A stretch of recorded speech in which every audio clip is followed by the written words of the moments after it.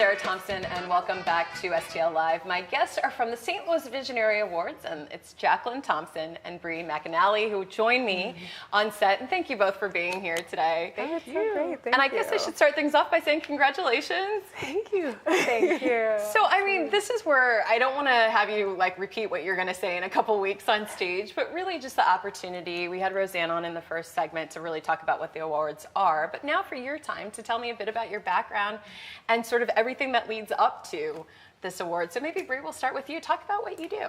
Yeah, so I am the co-founder and caretaker at the Luminary. My partner and I started the Luminary when we were hatching a plan when I was just 19, opened it when I was 20. We celebrated our 10-year anniversary last year. And the Luminary, we call it a platform for art, thought, and action. So the work that we support is right at the intersection of art and social change. We really think about the role of art in social healing, the role of art in envisioning new, more ethical, more equitable futures, and really supporting voices that are often underrepresented. So talk about what do you have coming up at the Luminary? And we should mention this is on Cherokee Street. Yes. So for you to be there 10 years, that was kind of like right at the start before the big kind of push in the sense of other businesses, true? Was that Sure, yeah. We actually opened our Cherokee location in 2014, but we've been doing some work there since 2010.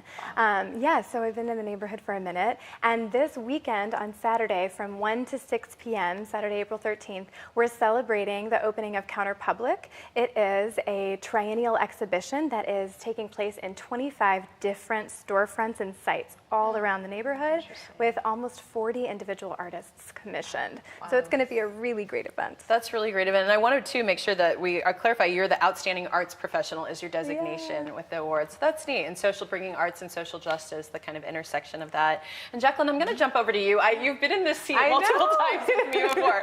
So now it's a great chance to have you sit here and just to kind of like, not necessarily recap, I think, because there's such a breadth of work, but just what it is for you to be living here in St. Louis. You're a faculty member at UMSL, but you're an actress, a professional actress traveling all over the country and doing works here. I mean, how does it feel to get recognized for all the work that you've been doing so far? It's pretty amazing and humbling if I think about my journey. I went back to grad school. I went to grad school in 2012, and honestly, I did not want to come back to St. Louis. I didn't think I'd work. I didn't think I'd get cast. I didn't think I would have any work. And I'm so glad I was proven wrong. So that whole full circle moment of being able to be in my city and to do what I want to do, and to be given the opportunities that I've given, it's priceless. And so when you think about being back here in St. Louis, and I think it is for performing artists, actresses, you could be in New York, you could be in LA, and probably just every day would just be a bit of a different kind of grind. But what is it about here that keeps you here?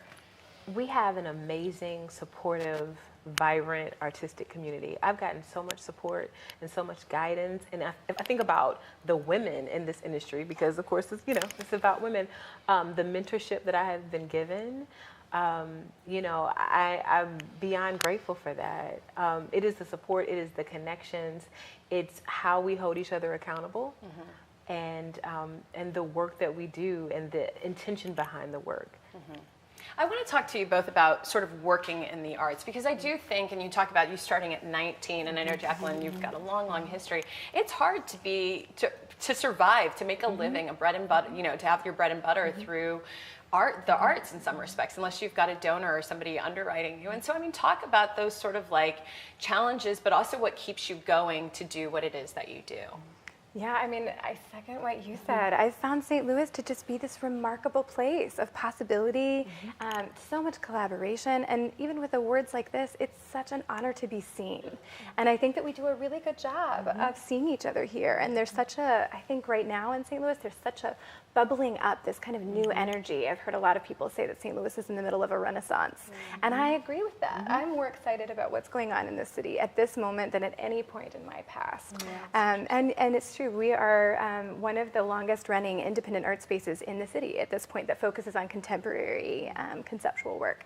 And I've really seen the city come behind us. It's been a really encouraging thing. That's really great. What about you, Jacqueline? As far as just sort of, I think what I'm sort of saying is it can be hard to be an artist full time, whether it's performing arts, visual arts, whatever that might be. And so I just wanted to say for you, sort of what keeps you going, knowing that that's...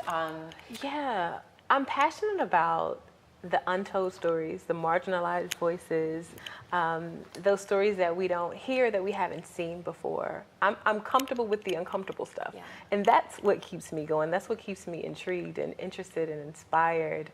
And keeping that at the forefront and letting the art. Someone told me the other day that actors do the work on stage that we don't want to do off stage, Yes. right? So keeping that in mind and looking for things that, looking for projects and pieces that do that is what pushes me through those rough patches. Well, that's great. And I remember you actually saying something in the past when I've interviewed you. Thank you both for being here, and congratulations on just really this outstanding award and recognition for what you've done. Thank you. Thank you. All right, well, we've got the information there for you on the screen. It's the Visionary Awards. It's coming up on Monday, April 22nd. There's going to be different honorees there. We've just spoken to 2 of them today, but different honorees. You can see the whole listing, and as we mentioned in segment 1, there was the full listing of the honorees, but head to vizawards.org to get tickets or for more details, and thank you both again for being here.